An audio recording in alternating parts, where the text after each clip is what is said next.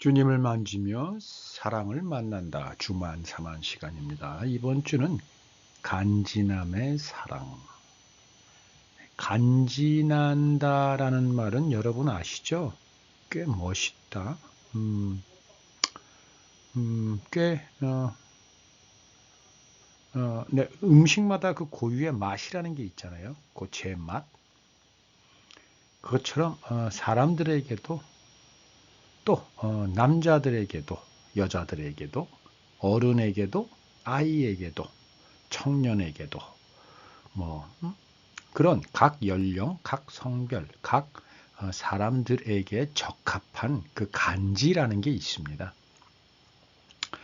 그 이 남자의 간지 사실 예전에는 뭐 사나이의 뭐 향기 뭐 이런 말을 좀 썼는데 요새 그런 말은 좀 너무 고루하고 그래서 간지남이라는 표현을 좀 썼습니다. 오늘은 여러 사람들 중에서 좀 남자를 국한해서 좀 표현을 해볼까 합니다. 그래서 간지가 나는 남자들의 사랑은 어떤 것이냐? 거창한가요? 아니면 뭐 오히려 세속적인가요? 뭐 이런 내용까지 해? 뭐 성경 또는 기독교, 뭐 예수님 복음 이야기를 하면서 특히 뭐 사랑이라고 그러는데 괜히 사랑이라는 거 하나 붙여놓고 앞에다가 간지나는 남자들의 사랑. 이거 좀 뭐 그렇게 생각하셔도 어떻게 하겠습니까? 근데 아무튼 그런 얘기를 한번 해볼까 합니다. 같이 저와 동행하셔도 좋고 그냥 끄셔도 좋고. 자, 떠나보시죠. 네, 사무엘상 22장을 먼저 보고 가겠습니다. 오늘 본문은 24장입니다. 22장을 먼저 한번 볼게요. 이게 지금 다윗에 대한 이야기입니다. 그러므로 다윗이 그곳을 떠나 아둘람 굴로 도망하매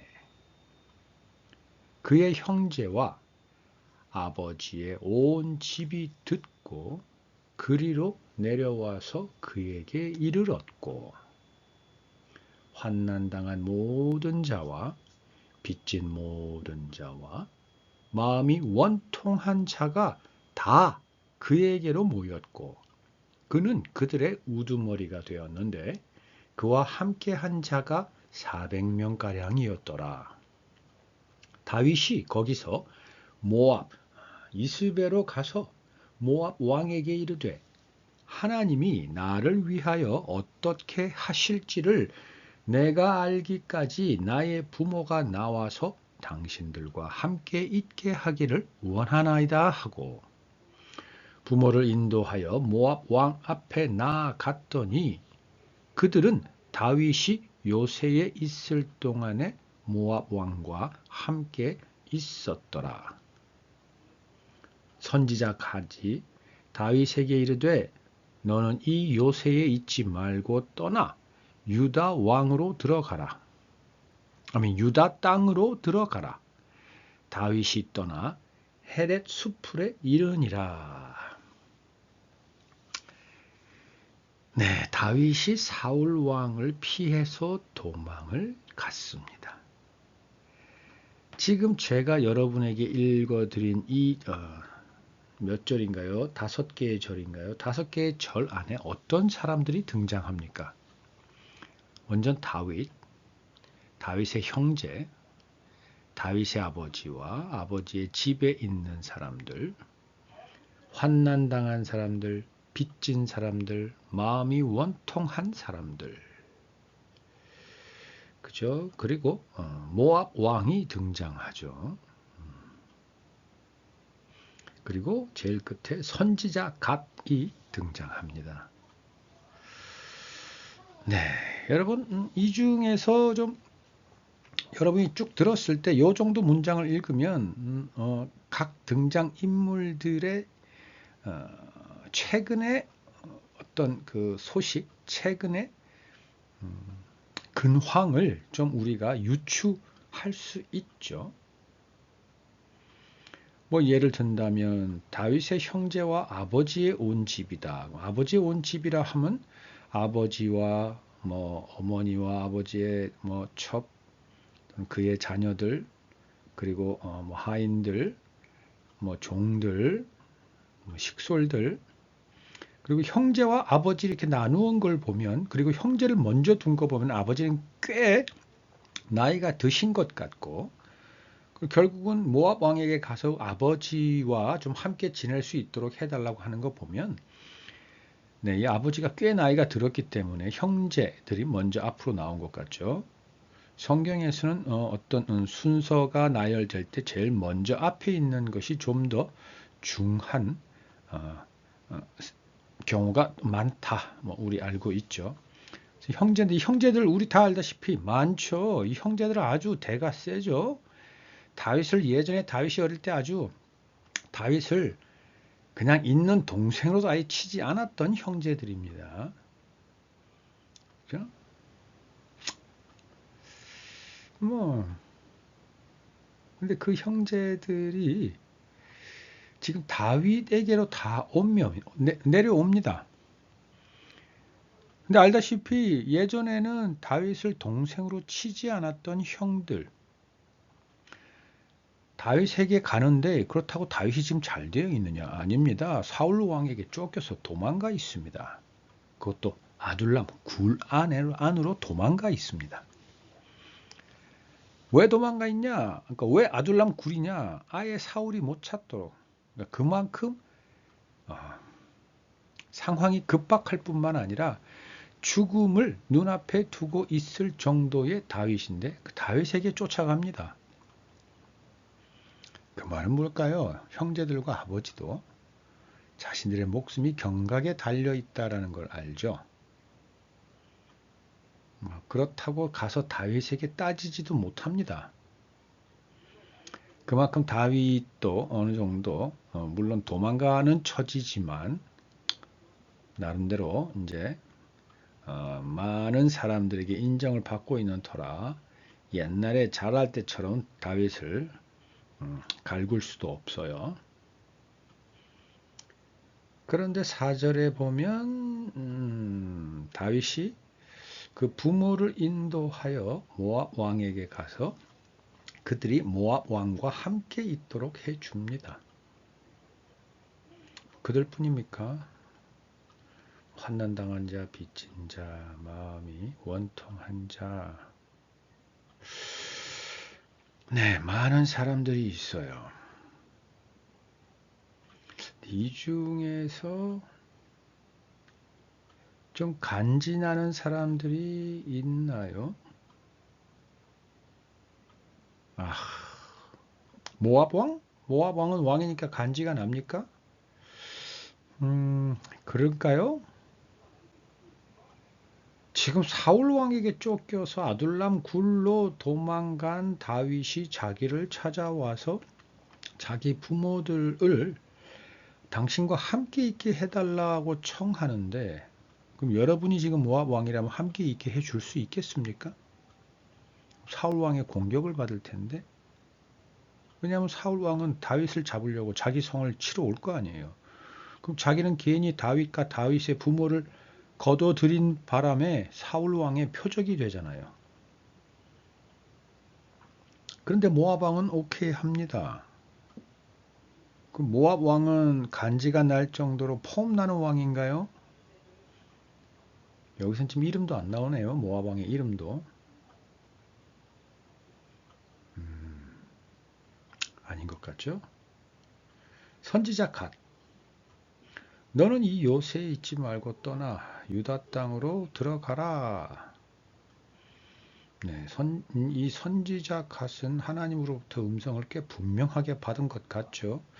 어쨌든 도망갔다 하더라도 모압 왕도 좀 다윗에게는 꼼짝 못해요. 자기가 표적이 될 걸 알면서도 다윗 왕의 요청에 안 된다 거절하지 못합니다. 다윗의 부모를 받아들일 수밖에 없는 모압 왕. 네. 그리고 그의 형제들, 부모, 그 다음에 그 밑에 400명이나 거느리고 있는 다윗. 이미 이 다윗 왕은 소문으로도 일단 기름 부음을 받았다라는 것은 소문이 나 있습니다. 그러면 이 선지자 갓도 다윗은 하나님의 기름 부은 자라는 것은 알고 있습니다. 물론 지금 떠돌아다니지만. 그러나 모압 왕이 다윗의 청을 거절하지 못했다는 얘기도 들었을 텐데 다윗에 가서 너는 요새에 있지 말고 떠나 유다 땅으로 들어가라. 뭐 너는이란 건 이건 해석의 차이라고 봅시다. you라고 한 것을 번역을 하면서 너는이라고 했다고 합시다. 그러나 유다 땅으로 들어가라. 네. 명령이죠. 하나님의 말씀을 전하는 거죠. 선지자 갓 같은 경우는 하나님의 말씀을 듣고 그대로 전한다고 뭐 우리가 치십시다. 그러면 이 선지자 갓은 좀 간지가 나는 사람인가요? 진짜? 하나님의 말씀을 담대하게 전하면 간지가 나죠. 근데 여러분 정말 그런 거 아닙니다. 하나님의 말씀을 담대하게 전할 수 있는 사람은 오히려 간지는커녕 찌질하고 부러지고 깨진 사람들입니다. 오죽했으면 하나님 음성을 그대로 전할 수밖에 없겠습니까? 자신의 재산이나 이런 건 당연히 일단 그건 열외고 사회에서 또는 건강상으로 또는 아무튼 그 사회 그 당시 이 선지자란 사람들은 좀 제대로 된 사람 거의 없습니다. 여러분 성경 구약에서 보면 대부분이 그렇습니다. 쫓겨다니거나 생명이 위태롭거나 굶거나 이 폼나는 사람 거의 없습니다. 하나님 말씀 전하는 그거 폼나는 것 같죠? 성경이 그렇게 이야기하고 있는 것은 하나님의 말씀이 그만큼 능력이 있고 위험이 있기 때문에 그런 거지. 그걸 전하는 사람들은 실상 성경을 자세히 보면 다 부러지고 깨지고 나약하고 어찌할 수 없는 사람들입니다. 겁쟁이들입니다. 그래서 하나님을 의지할 수밖에 없고 하나님이 말씀할 때 그것을 따를 수밖에 없는 사람들입니다. 하나님이 쓰는 사람들은 멀쩡한 사람들이 없습니다. 뒤집으면 나는 멀쩡한 사람이야, 폼나는 사람이야. 그러면 그 사람은 하나님한테 쓰임받을 확률이 아주 적다. 아니다라고 할 수 없습니다. 그건 하나님 마음이니까. 저도 모릅니다. 하나님 마음입니다. 그러나 성경에 비추어 볼 때 당신이 지금까지의 삶이 어렵고 핍박받고 저 어두운 곳에 있고 가면 갈수록 힘들고 여러 가지 역경 속에 있고 블라블라블라블라블라 그러한 상황인가요?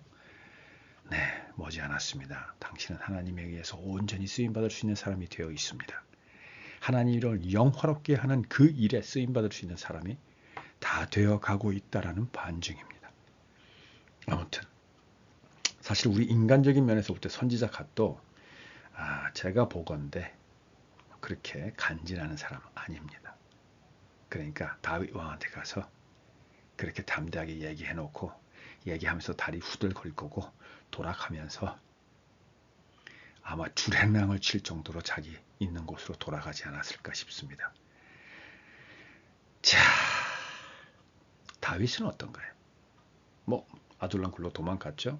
그 다음에 선지자 갓이란 찌질한 놈이 왔고 하나님이 절로 가래. 바로 자기 형제와 아버지는 모압 왕에게 두고 그 성에다 두고 바로 헬의 숲을 그곳으로 떠나버립니다. 자, 이 지금 나오는 사람들 중에서 일단 성경이 주목하고 있으니까 우린 다윗에 한번 주목해 볼게요. 자, 다시 한번 정리하지만 사무엘상 22장 이 5절에 나오는 등장인물 중에 간지나는 사람은 거의 없습니다. 없습니다. 거의가 아니라 없습니다. 없다고 봐야 됩니다. 성경은 물론 여러 모압 왕이나 다윗 왕이 왕이라 그러고 선지자 갓도 있지만 사실 우리 인간적인 관점에서 면면을 들여다보면 절대 그렇지 않다. 이게 이제 정리입니다. 이번 페이지 정리. 다음 페이지로 넘어갑니다. 네, 사무엘상 24장 5절에서 7절입니다. 그리한 후에 사울의 옷자락 뱀으로 말미암아 다윗의 마음이 찔려 자기 사람들에게 이르되 내가 손을 들어 여호와의 기름 부음을 받은 내 주를 치는 것은 여호와께서 금하시는 것이니 그는 여호와의 기름 부음을 받은 자가 됨이니라 하고, 다윗이 이 말로 자기 사람들을 금하여 사울을 해하지 못하게 하니라. 사울이 일어나 굴에서 나가 자기 길을 가니라. 이거 아시죠, 여러분? 사울이 이제 다윗을 잡으러 왔습니다. 왔다가 이제 용무가 급해서 한 굴에 들어가서 용무를 보고 있는데, 바로 그 앞에 다윗과 다윗의 사람들이 바로 그 앞에 있었죠. 사울은 그걸 모릅니다. 굴이 워낙에 어두워서. 다윗이 사울을 죽일 절호의 찬스입니다. 다윗은 죽이지 않습니다. 대신에 사울의 옷자락을 살짝 베내죠. 딱 그 상황입니다. 다시 5절을 보면 사울의 옷자락을 뱀으로 말미암아 다윗의 마음이 찔린 이유가 뭐냐면, 내 손으로 여호와의 기름 부음 받은 사울 왕을 죽일 수 없다입니다. 왜냐하면 여호와께서 금하는 것이다. 사울 왕은 여호와가 기름 부은 받은 자가, 여호와가 기름 부은 자가 아니냐라는 겁니다. 옷자락 벤 건 왜 마음이 찔렸냐? 옷자락 베는 것과 죽이는 것과 다윗에게는 다름이 없는 겁니다. 왕의 옷자락을 베는 것은 왕의 권위를 잘라내는 겁니다. 자기가 자기 손으로. 목숨은 죽이지 않았지만 옷자락을 벤다는 것은 이미 자기가 다윗이 사울 왕을 죽인 거나 진배 없다라고 생각하는 겁니다. 그럼 그 마음은 어디서 비롯된 거냐? 사울 왕은 하나님이 기름 부은 자이기 때문에 그렇다라는 겁니다. 그럼 여기서 사울 왕이 왕이기 때문에 그렇다는 겁니까? 하나님이 사울 왕에게 기름을 부은 하나님이었기 때문에 다윗 왕은 그렇게 여기는 겁니까? 당연히 하나님이에 초점이 가야 되겠죠. 사실 다윗은 하나님 아니면 왕이 될 수도 없었습니다. 무슨 말이냐? 다윗이 골리앗을 무찌르러 갈 때 만군의 여호와 하나님의 이름으로 골리앗을 쳤죠. 그리고 다윗이 양을 칠 때 많은 자기가 치는 양을 공격하는 많은 짐승들로부터 어떻게 보호했습니까? 하나님의 보호하심으로. 다윗 왕은 어려서부터 하나님이 어떠한 분인지를 잘 알고 있고, 하나님이 자신을 어떻게 보호하며 하나님이 하나님의 때에 자신을 통해서 하나님의 그 계획과 능력을 어떻게 발휘하고 능력을 행하시는지를 직접 본인이 쓰임받으면서 그걸 다 보고 자란 다윗입니다. 다윗의 모든 초점은 하나님입니다.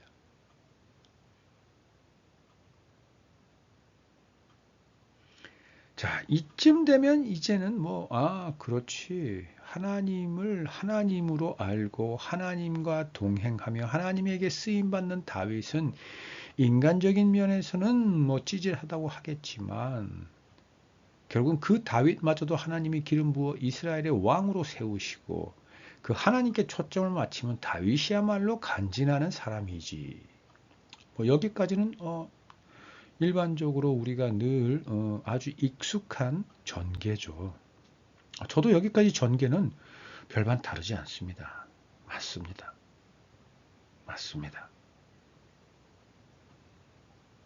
자, 그러면 그게 다일까요? 그게 다일까요, 여러분? 무슨 말이냐? 7절 봅시다. 다윗이 이 말로 자기 사람들을 금하여 사울을 해하지 못하게 하니라. 자, 그러면 다윗의 옆에 있는 사람들을 한번 봅시다. 아까도 말했다시피 그 사람들은 원통하거나 하여튼 제가 바로 전 페이지이지만 다 기억을 못하겠습니다. 아무튼 사회에서 소외되거나 도망다니는 사람들입니다. 그 사람들 중에서 비교적 다윗의 지척에 있을 만한 사람들이면 그 중에서도 그래도 힘 꽤나 내지는 머리 꽤나 또는 이 말 꽤나 잘 사용하고 쓰는 사람들입니다. 그 사람들도 지금 다윗하고 같이 옆에 붙어갖고 굴에 숨어 있는데 다윗이 저 바깥에서 굴 안에 들어갖고 지금 용물을 보고 있어요. 그래서 딱 죽일 찬스입니다. 다윗 왕이 죽이지 말래요. 왕에 죽이지 말라니까 안 죽이는 거. 아, 뭐 그건 당연하지라고 생각하시나요? 아, 그래요. 저는 생각이 좀 다릅니다. 우리 보통 영화나 드라마 보면 주인공 옆에 조연들이 나오고 조연들 중에서는 악역을 맡은 조연들도 많죠. 그리고 이 드라마가 극적인 방향으로 전개가 되기 시작하면 물론 악역을 맡은 주인공도 무언가의 역할을 하지만 그 주인공이 악역을 제대로 발휘하기 전에 그 명분을 주는 사람들은 좋은 역을 맡은 주인공의 옆에 있는 조연들의 실수나 조연들의 그 뭐라 그럽니까? 그 오지랖 뭐 그런 등등으로 해서 악역을 맡은 주인에게 아니 주연에게 선한 걸 맡은 주인공을 공격하거나 해할 만한 명분을 주게 됩니다. 뭐 얘기가 길었는데 여러분 지금 다윗 왕도 찌질합니다. 물론 자기들이 다윗 왕에게 피해 있지만 자기들이 다윗 왕이 피해 있는 이유가 저 사울입니다. 사울 저 나이 든 거 사람같이 빙신 같은 거 다윗 지금 옆에 있는 다윗이 자기들이 그래도 우두머리 아까 우두머리라는 표현 썼죠. 다윗 여기 아직까지는 다윗 왕이 기름 부음 받았다는 소문은 들었어도 자기들의 뭐 왕 정도는 아닙니다. 그냥 오야붕입니다. 오야붕. 네, 두목 정도입니다. 그 패거리 400명 가량 돌아다니는 패거리의 두목 정도예요. 근데 다윗 왕도 그냥 찌질해요. 근데 사울 왕을 죽일 때가 있는데 안 죽인대요. 그러면 일반적으로 우리가 볼 땐 그 다윗 왕이 간지나는 사람으로 보이나요? 아유 우유부단하고 지금 우리 모두가 지금 400명이 넘는 자 남자들만 400명이면 그 따라온 여자들과 식소를 합하면 1200, 1500명인데 그 사람들이 지금 저 나이 든 사울 왕 저 미친놈 저놈 때문인데 지금 죽일 수 있는데 앞에 다윗이란 이 우리 오야붕이 안 죽인대. 근데 그 중에서 오야붕보다 내가 오야붕보다 힘이 없어. 나는 오야붕 한마디면 나는 꼼짝 못해라는 사람들이 더 많겠습니까? 아니면 그래 그냥 네가 기름 부어 받았다니까 내가 너 그냥 오야붕으로 해주고 그냥 그래 여기 있다가 뭐 어떻게 하면 기회가 되면 내가 뭐 내 속 차리면 되지 않은 사람이 더 많을까요? 물론 의로운 사람도 있겠죠. 근데 그런 사람이 더 많을까요? 아닌 사람이 더 많을까요? 오죽했으면 다윗 왕한테 지금 도망가서 피신해 있겠습니까? 그런 사람들이면 오히려 성질 제대로 못 참고 할 말 다 하고 자기 힘 자랑할 때 힘쓸 때 되면 자기 혹이 부를 때는 당연하게 부리는 사람들이 더 많지 않습니까? 그 사람들이 사울 왕을 안 죽입니다. 그냥 오야붕 찌질한 오야붕 다윗이 그 젊은 놈이 죽이지 마라 그러면 안 죽입니다. 그럼 뭡니까? 찌질하지만 내가 다윗을 우두머리 오야붕으로 한 이상 오야붕이 한 말은 이 오야붕이 가짜나도 우유부단하고 정말 도저히 그냥 오야붕 같지도 않지만 그리고 내가 여기서 사울 왕을 죽여버리고 내가 오야붕이 되는 절호의 기회이지만 참습니다. 저는 이것도 간지나는 남자의 모습 중에 하나라고 생각합니다. 그뿐입니까? 사울은 일어나서 굴에서 나가 자기 길로 갑니다. 사울은 모릅니다. 몰라요. 나중에 이제 다윗이 얘기하죠. 불러갖고. 자,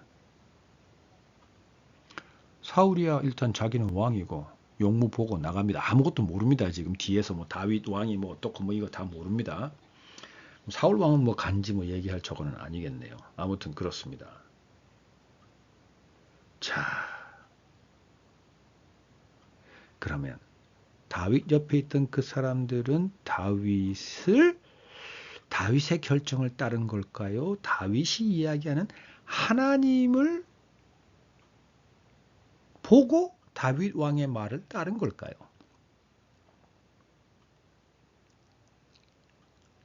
만약에 다윗이 얘기를 할 때 하나님을 빼고 자 지금 6절 다시 가볼게요. 자기 사람들에게 이르기를 내가 직접 내 손으로 여호와의 기름을 내 주를 이건 뺍니다. 내 손으로 사울 왕을 치지 못하겠다. 그러니 너희들도 사울 왕을 죽이지 마라 라고 얘기를 했다면 옆에 있는 사람들이 말을 제대로 들었을까요? 물론 들었을 수도 있죠. 근데 제가 보기에는 들었을 확률은 훨씬 낮습니다. 그런데 여기서 보면 여호와의 기름 부음 받은 내 주를 치는 것은 여호와께서 금하신 것이다 라고 이야기를 합니다. 그러면 다윗의 결정에 이들은 따른 걸까요? 다윗이 이야기하는 하나님의 뜻을 따른 걸까요? 저는 후자라고 봅니다. 이들이 다윗 왕에게 간 것은 다윗이 왕이라서가 아니라 다윗이란 사람은 여호와 하나님을 공경하고 그를 두려워하며 하나님이 기름 부은 자라는 것을 들었기 때문에 저는 다윗에게 갔다고 생각합니다. 그러니 이들은 외형적으로는 찌질하고 자기 힘도 절제하지 못하거나 입술만 나불나불 거리거나 머리만 써갖고 잔꾀만 부리는 사람들이라 할지라도 이들은 하나님이 어떠한 분인 줄 아는 사람들이었기 때문에 다윗 왕에게 갔다라고 생각합니다. 물론 다윗의 형제들과 다윗의 아버지도 똑같습니다. 자, 그래서 이제 슬슬 이제 본론으로 들어가겠습니다.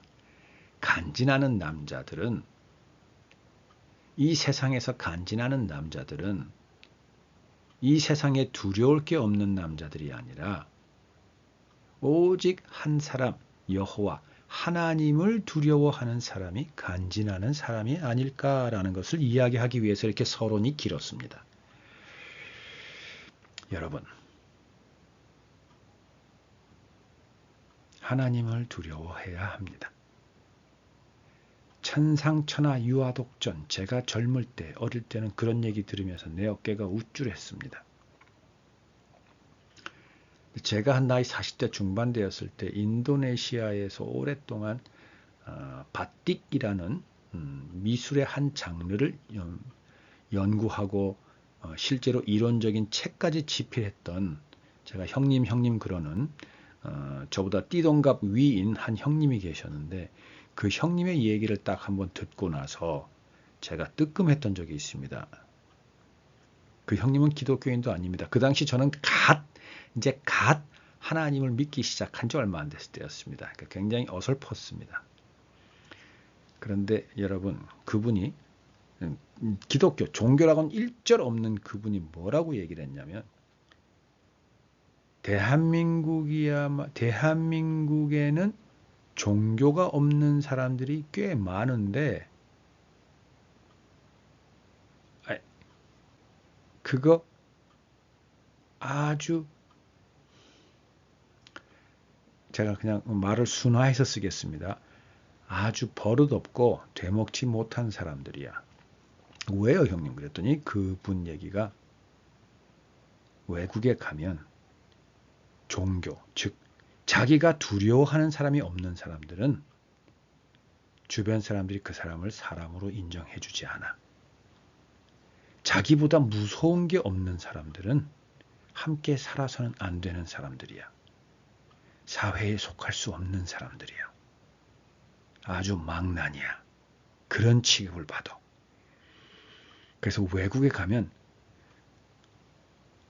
대부분 전부 다 어떠한 신이든 자기보다 두려운 존재를 적어도 하나씩 가지고 있고 그들을 섬기고 그들이 자기들에게 했던 많은 말들을 따르며 살아간다. 그런 얘기를 했던 적이 있어요. 여러분, 이 간지나는 남자들은요, 그것이 뭐 우두머리가 됐던 쫄개가 됐던 상관없습니다. 뭐 두드러 맞는 사람이건 때리는 사람이건 돈이 있는 사람이건 없는 사람이건 건강한 사람이건 약한 사람이건 잘생긴 사람이건 못생긴 사람이건 세상을 살아가면서 두려운 게 없는 사람들은 용감한 사람들이 아닙니다. 여러분, 개척자들 다 두려움 없는 사람이라고 보십니까? 아닙니다. 두려움이 많은 사람들이 오히려 개척합니다. 자신들의 두려움으로 개척한 게 아니라 그 두려움을 관장하고 힘과 용기와 능력으로 승화시켜서 하나의 에너지로 인도해 줄 자기들이 더 두려워하고 있는 그 어떤 대상이 있기 때문에 그를 의지해서 그 개척을 해내는 겁니다, 여러분. 간지나는 남자들은요, 하나님을 두려워할 수 알아야 됩니다. 그게 간지나는 남자들입니다. 베드로전서 2장 15절 한번 보겠습니다. 이 세상의 권위를 가진 사람들에게 복종하십시오. 그렇게 하는 것이 주님을 위한 것입니다. 최고의 권위를 가진 왕께 복종하십시오. 네. 자. 하나님을 두려워하는 자가 간지나는 사람이라고 했죠. 이 간지나는 사람들이 알아야 될 것 중에 하나가 지금 베드로 전서에 나오는데 뭐라고 그러냐면 세상의 권위를 가진 사람들에게 복종하라라고 합니다. 그리고 뒤에 최고의 권위를 가진 왕께 복종하십시오라고 합니다. 자, 그러니까 결국은 무엇에 복종하라라고 합니까? 권위에 복종하라고 하죠. 사람에게 복종하는 게 아닙니다. 다윗 왕도 사울을 해하는 것을 마음에 상해한 게 아닙니다.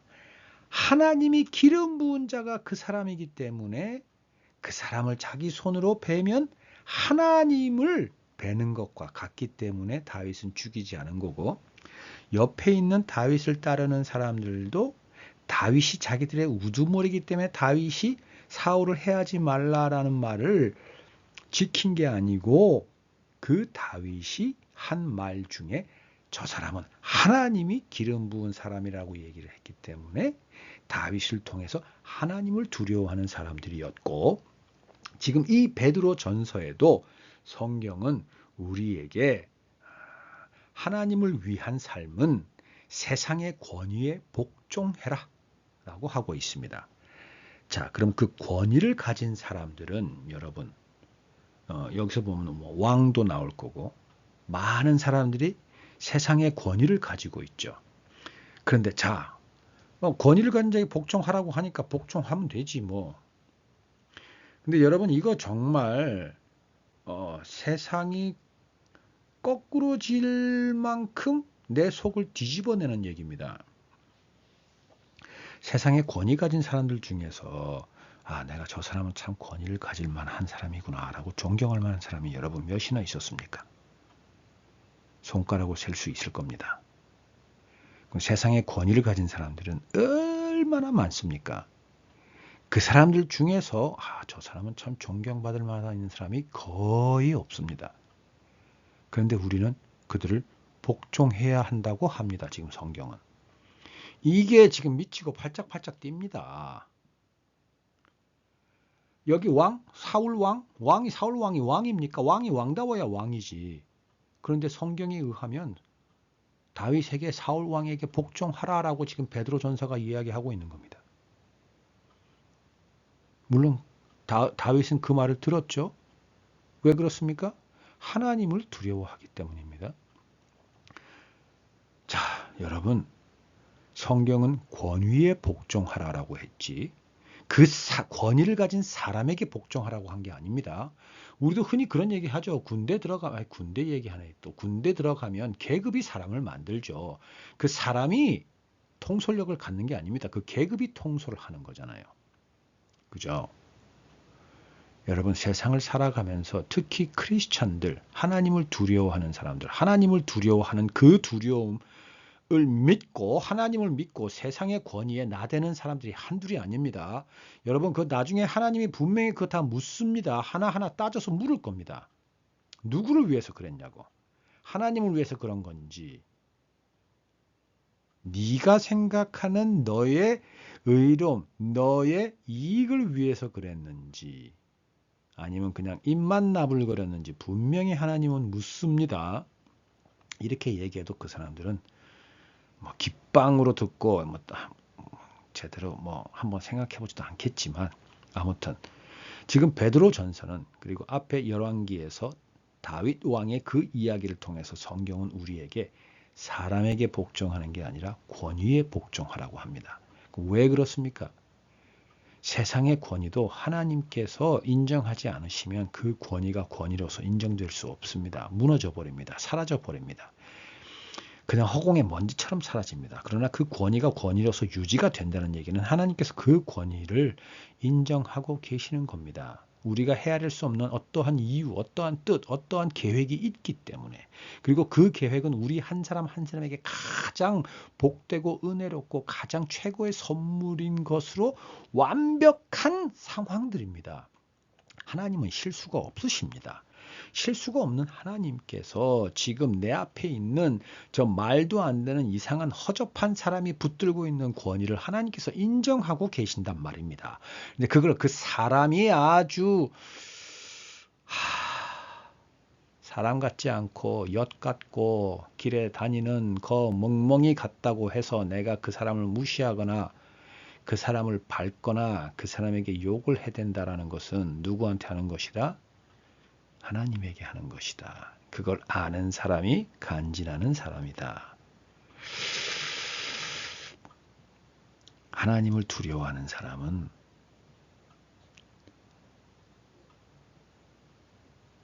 갓난아이도 두려워하는 사람이고 길에 있는 거지도 두려워하는 사람, 추위에 떠는 사람도 그냥 가지 못하고 자기의 옷을 벗어줘야 될 정도로 그들을 통해서 하나님을 볼 줄 아는 사람들이 바로 하나님의 사람들이고 그 사람들이 간지나는 사람들입니다. 여러분, 다윗 왕은 그런 사람이기 때문에 하나님이 그에게 기름 부으신 겁니다. 그리고 다윗 왕의 혈통을 이어 예수님도 그런 사람이셨고 예수님을 따른다는 크리스찬인 기독교인들인 우리도 그런 사람들이어야 합니다. 그럴 때 우리는 간지나는 사람이고 그 중에서 남자인 우리는 더더욱 그렇습니다. 그럼 왜 남자는 더더욱 그러느냐?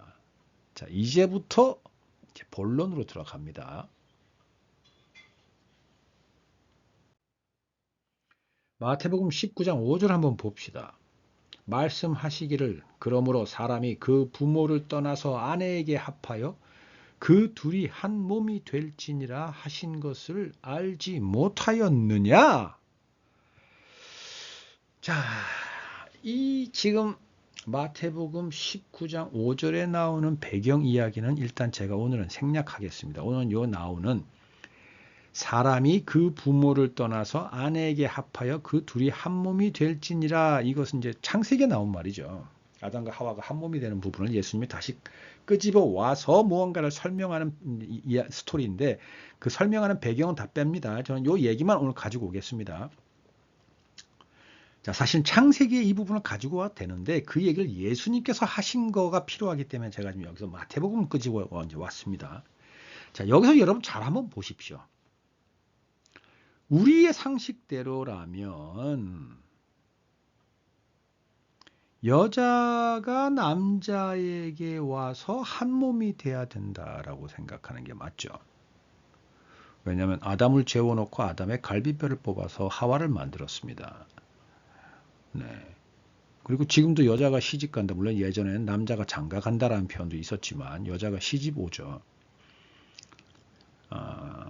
그래서 우리가 남자를 포커스도 얘기를 하면 여자가 시집 오고 불과 한 몇십 년 전 남존 여비의 때를 생각해서 어깨를 뭐 우쭐대는 사람이 많은데 그거 큰일 납니다. 그 세상이 바뀌었으면 바뀐 줄을 좀 아십시오. 하나님이 이 세상을 항상 똑같은 상태로 유지하면서도 세상은 또한 변화되게 되어 있습니다. 매일 뜨는 해는 똑같지만 우리에게 주인 매일 그 날의 그 시간에 우리의 삶에서 펼쳐지는 그날은 다 다릅니다. 매일 다릅니다. 사람마다 다릅니다. 너무나 다양합니다.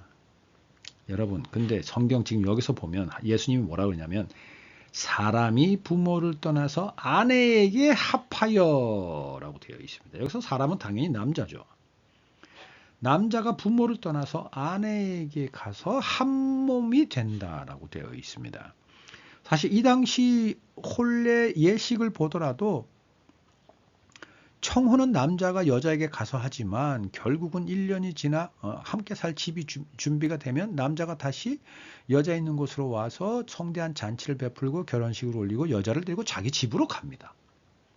그죠? 근데 여기서 사람이 부모를 떠나서 아내에게 합하여 그 둘이 한 몸이 될지니라 라고 되어 있습니다. 왜 이렇게 표현했을까요? 뭐 당연히 그렇지라고 여러분 가셨습니까?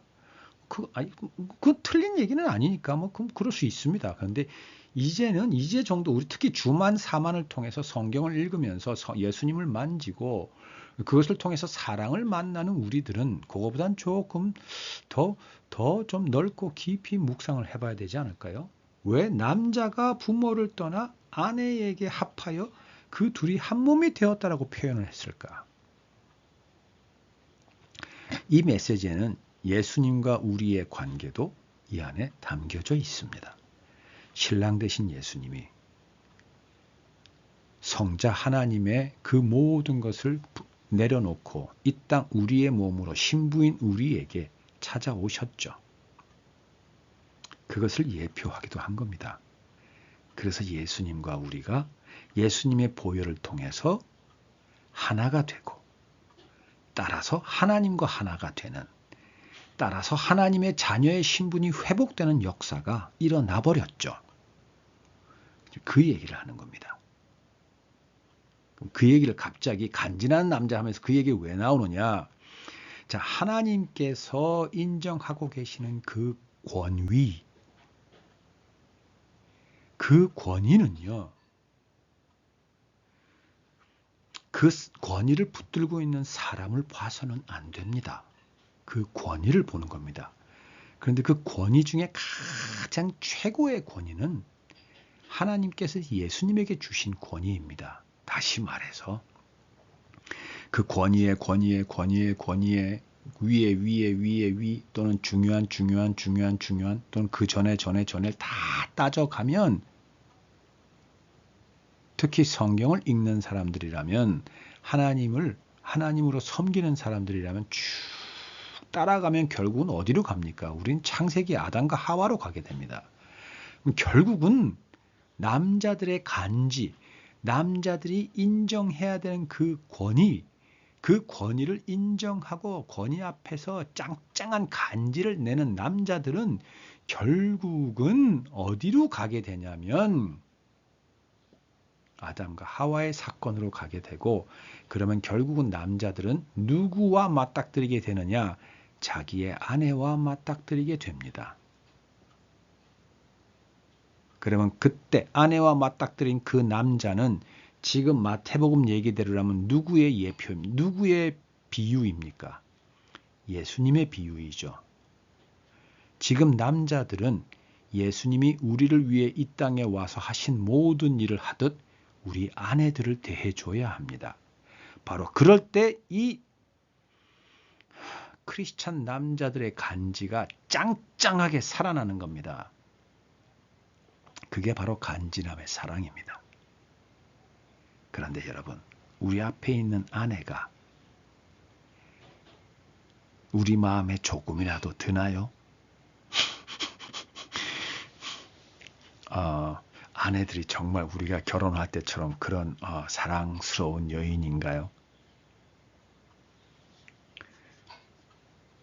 여러분의 아내는 어떠세요? 이거 지금 벌써 44분이네. 지금부터 아내들에 대한 얘기를 하려면 하루가 아니라 한 달이 돼도 제 입술이 마르지도 않고 계속 얘기를 할 수 있을 것 같은데, 여러분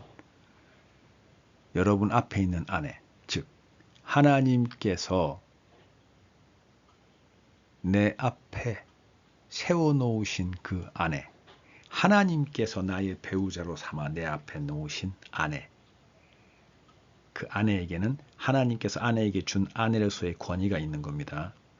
그러나 그 아내라는 사람의 면면을 보면 지금까지 살아오는 동안 나에게 해댄 말과 행동과 그 생각만 해도 자다가 일어나서 이불을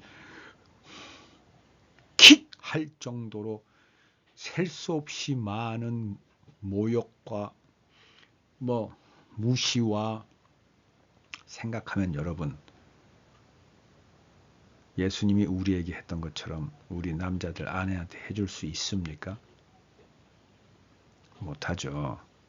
그런데 여러분, 하십시오. 하십시오.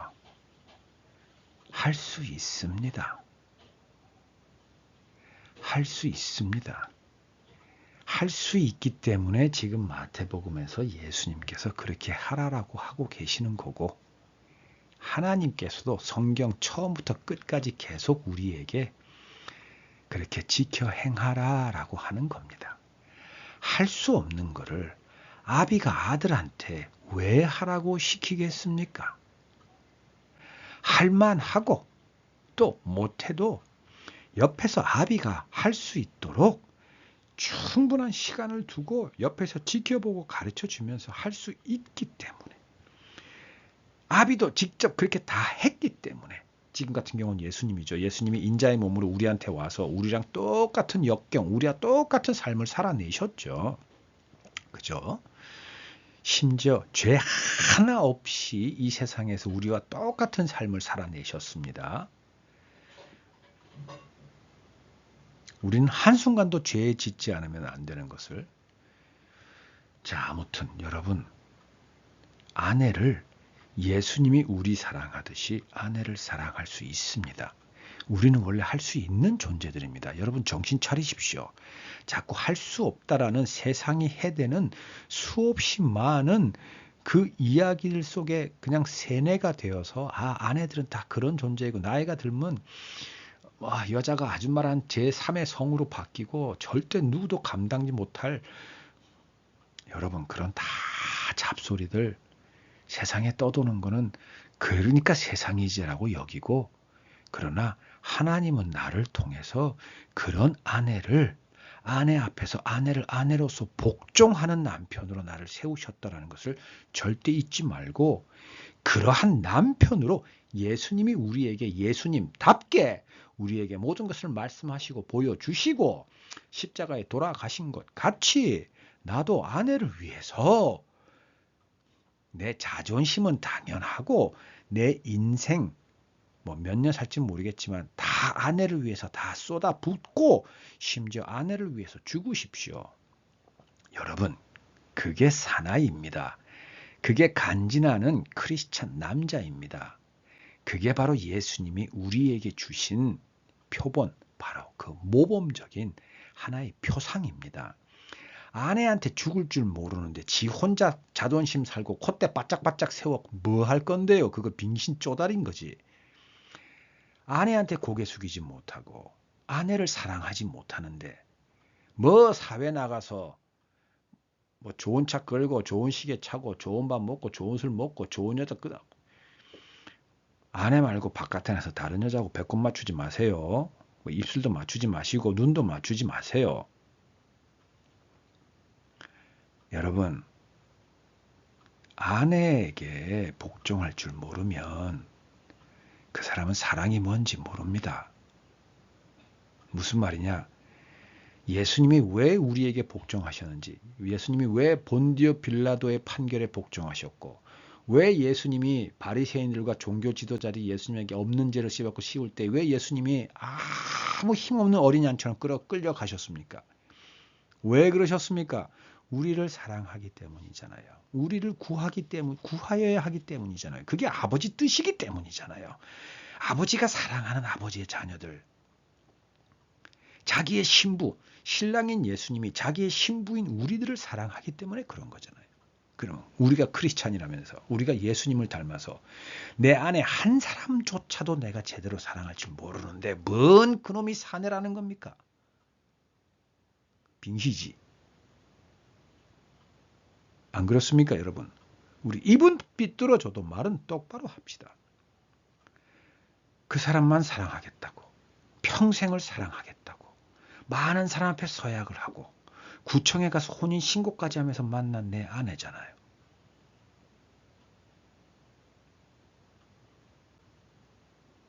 뭐 몇 개월이 지나고 몇 년이 지나서면 남이 되고 그래서 남의 편이고 뭐 이런 우스갯소리, 그건 말 그대로 우스갯소리입니다. 말도 안 되는 우스갯소리입니다. 그런 건 진리가 아닙니다. 그것은 그냥 웃고 넘어가십시오. 그러나 진리인 성경은 그 아내에게 복종하고 그 아내를 사랑하라라고 합니다. 그리고 그게 가능합니다. 하셔야 됩니다. 그렇게 수십 년이 지나고 심지어 어떤 경우에는 내가 죽어서 없어질 때 나중에 세월이 지나서 그 아내가 죽기 전에 또는 그 아내도 모르고 죽었다고 칩시다. 우리의 자녀들 또는 우리 주변에 있는 사람들이 그럼에도 불구하고 그 아내를 위해서 자기의 목숨을 버린 그 남자를 기억합니다. 또 그들이 다 기억 못한다고 칩시다. 하나님은 기억합니다. 하나님은 절대 소홀히 여기지 않고 분명히 기억합니다. 여러분, 바로 그게 간지나는 남자입니다. 바로 그게 사내입니다. 2025년 21세기 22세기 시간과 공간을 초월해서 동서남북 그 어디에 가더라도 남자다운 남자, 간지나는 남자, 멋있는 남자는 하나님을 두려워하므로 하나님이 자기를 얼마나 사랑하는지를 알기 때문에 자기의 아내만을 사랑하고 아내를 위해서 자기의 목숨을 버리고 자기의 자존심을 버리고 자기의 모든 인생을 다 버릴 줄 아는 남자. 그겁니다. 그러니까 여러분 지금 아내 때문에 복창이 터지고 잠도 안 오고 술만 땡기고 지금 미치겠습니까? 제발 생각 좀 고치십시오. 여러분의 생각을 하나님께로 맞추고 예수님께로 맞추고 성령님께로 맞추십시오. 그 아내란 여자를 보지 말고 내가 모든 사람 앞에 서약했던 나의 아내 그리고 아내 앞에 신랑으로서의 남편인 나 내가 사랑하는 아내에게 해야 되는 게 무언지 그리고 하나님께서 나에게 아내를 어떻게 하라고 했는지 그리고 내가 못한다면 하나님께서 내게 말씀과 기도를 주었고 내 안에 보혜사 성령님을 보내주셨다라는 것 예수 그리스도 이름의 능력을 주셨다라는 것을 제발 좀 정신 차리고 그것을 붙들고 아내를 사랑하는 거에 온 몸과 마음과 정성을 다해 집중하십시오. 그것을 위해서 여러분 성경을 읽으시고 기도를 해보십시오. 그럼 결국은 그 궁극에 여러분 하나님과 맞닿아 있습니다. 예수님을 통해서. 왜냐하면 지금 내가 예수님의 예표, 예수님의 대신으로서 아내 앞에 있기 때문이고 예수님은 아내를 위해서 목숨을 버리셨기 때문에 나도 아내를 그렇게 사랑할 테이고 그러면 그 아내가 나를 통해서 예수님을 만나게 될 것이고 하나님의 이름을 부르게 될 것이고 내 손을 잡고 나와 함께 교회에 나아가 하나님 앞에 감사와 기쁨의 기도를 드리게 됩니다. 그 역사에서부터 나와 내 아내에게 부여한 하나님의 그 놀라운 기적의 역사는 바로 거기서부터 시작됩니다. 그 기적을 일으키는 시작은 바로 여러분, 간지나는 남자, 여러분 지금 여러분에게 있습니다. 여러분 제발 세상의 생각, 사단의 속임수에 휘둘리지 말고 진리인 성경의 모든 걸 맞추어서 정신 차리십시오. 여러분 아내를 사랑하십시오. 그게 바로 간지나는 남자입니다. 예수 그리스도, 신랑 되신 예수 그리스도를 닮아 그분의 뒤를 쫓아갈 줄 아는 멋있는 남자이고 다윗 왕처럼 하나님 여호와를 두려워하는 남자입니다. 여러분 아내 하나 사랑할 줄 모르면 여러분은 어떤 사람? 빙시 쪼다리. 자, 또 다른 주제로 다음 주에 뵐게요. 안녕.